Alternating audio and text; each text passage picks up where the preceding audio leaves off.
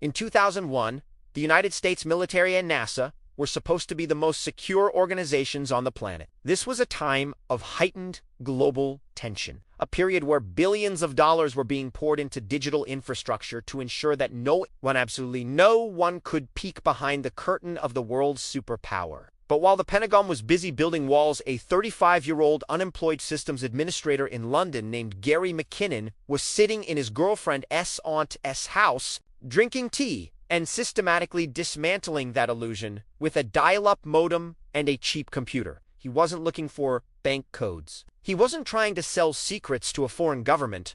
He was looking for evidence of UFO, and according to him, he found exactly what he was looking for, right before he accidentally triggered the largest military hack in history. This isn't just a story about aliens. It is a story about the absolute fragility of high-level security and what happens when a curious mind meets a system that forgot to set a password. Most people think that a hack involves some kind of complex, movie-style green text flying across the screen while a guy in a hoodie furiously types.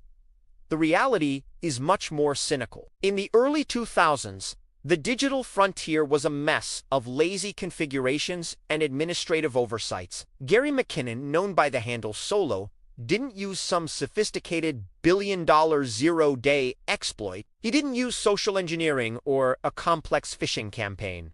His hack was almost embarrassingly simple. He wrote a small script in Perl to scan the IP addresses of the US government. Specifically, he was looking for computers that had been left in their default state. In the early days of networked infrastructure, many system administrators at NASA and the Pentagon were overworked or just plain lazy. They had set up powerful workstations and servers, but had U&B bothered to set passwords for the administrative accounts. Gary's script would find these wide-open doors, and he would simply walk in using a commercial software called remotely. He was effectively a digital trespasser walking through unlocked front doors at the world's most sensitive facilities. Before we go deeper into what he actually saw on those servers, do me a favor. If you appreciate this kind of deep dive into the reality of tech and hacking, hit the subscribe button and give this video a like. It helps the channel stay alive in an algorithm that usually hates the truth. For over a year, Gary roamed through 97 different US military and NASA computers. He was obsessed. He wasn't just browsing files. He was searching for specific keywords like UFO, extraterrestrial, and free energy. Gary was convinced that the US government was suppressing technology found from crashed alien craft technology that could provide free energy for the whole world and end our dependence on oil. His cynicism toward authority was his primary motivator. He believed the truth was out there, and he believed that a systems administrator with a dial-up connection was the only one brave enough to go find it. And then, one day, he found a file that stopped him in his tracks on a server at the Johnson Space Center. He claims he found a folder named Unfiltered. Inside that folder were high-resolution images of space, but these weren't the sanitized, polished photos that NASA releases to the public. He describes seeing a massive, cigar-shaped object floating in space. It had no seams, no rivets, and no visible means of propulsion. It looked like it was manufactured with a technology far beyond our current understanding. Gary sat there, staring at the screen as the image slowly rendered over his slow connection. He was minutes away from downloading a piece of evidence that would change human history. But then, he saw the cursor on the screen start to move by itself. Someone at NASA had noticed him. Before he could save the image, the connection was severed. The unfiltered truth vanished back into the shadows of the server. This is where Gary's hardware let him down. He was working on an ancient machine with a bottleneck connection. If you're interested in building a high-performance system that can actually handle heavy data processing or advanced research without hanging up when it matters most, I've put a link in the description to a curated kit of the best parts to build a truly powerful PC. Don't let your gear be the reason you lose the payload. But Gary found more than just a single image. He claimed to have found an Excel spreadsheet titled Non-Terrestrial Officers.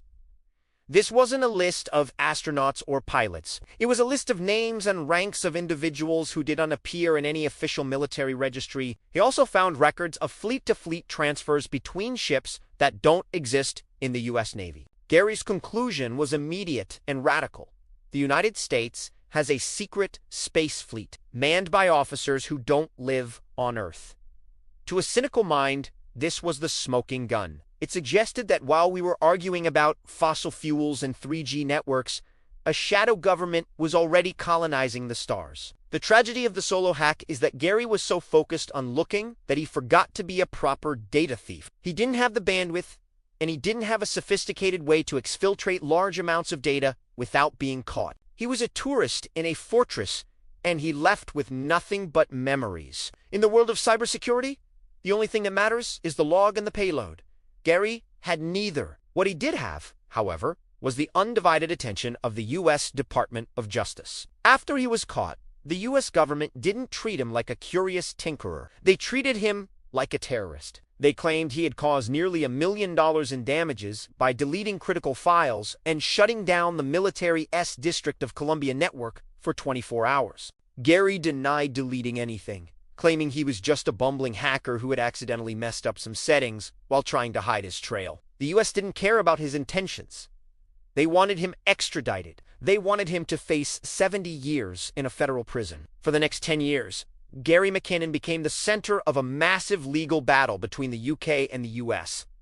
The cynicism of the situation was palpable. The US government was embarrassed. A single man had exposed that the most powerful military in history couldn't even manage their own passwords. They didn't want to prosecute him for what he found. They wanted to prosecute him for what he proved about their incompetence. The legal battle dragged on for a decade, with Gary's mental health deteriorating. He was diagnosed with Asperger's syndrome, and his supporters argued that his obsession was a manifestation of his condition, not a criminal intent to harm the United States. Finally, in 2012, the UK's Home Secretary, Theresa May, blocked his extradition on human rights grounds. Gary was free, but he was banned from using computers for years and became a permanent pariah in the eyes of the U.S. intelligence community.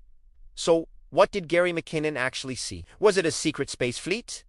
Or was it just a collection of poorly labeled files and corrupted images? If you look at it through the lens of a realist, the most likely answer is that he saw things he didn't understand. Non-terrestrial officers could be a designation for personnel involved in satellite coordination or space-based tracking systems. The cigar-shaped craft could have been a sensor glitch or a classified but human-made satellite. But the fact that NASA has never fully explained those specific files is what keeps the legend alive. In the world of information security, a lack of transparency is the breeding ground for conspiracy. If NASA had just set a password, we wouldn't be talking about Gary McKinnon today. The real takeaway from the Gary McKinnon story isn't about aliens. It's about the reality of systems. No matter how much money you spend on a project, the weakest link is always the individual who thinks they are too unimportant to be a target. Gary's Perl script was a tool of pure curiosity, and it worked because the professionals in charge were complacent. That is the no-fluff truth of our digital age. Everything is held together by a thin layer of competence, and that layer is often full of holes.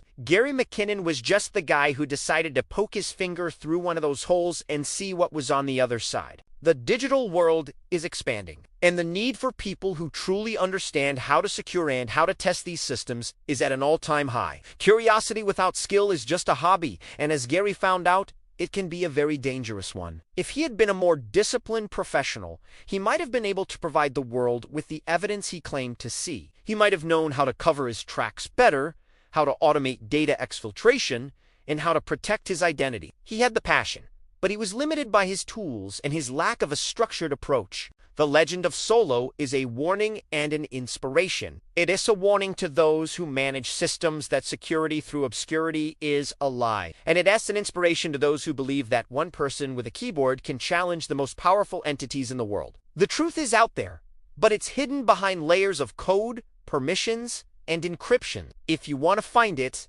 you have to know how to look. Stay cynical about what you're told. Stay curious about what's hidden, and keep coding.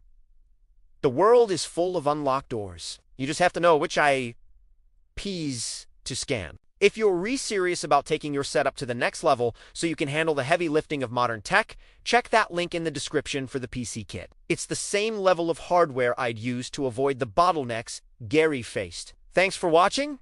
I'll see you in the next one. Unless, of course, the non-terrestrial officers get to me first. Stay sharp.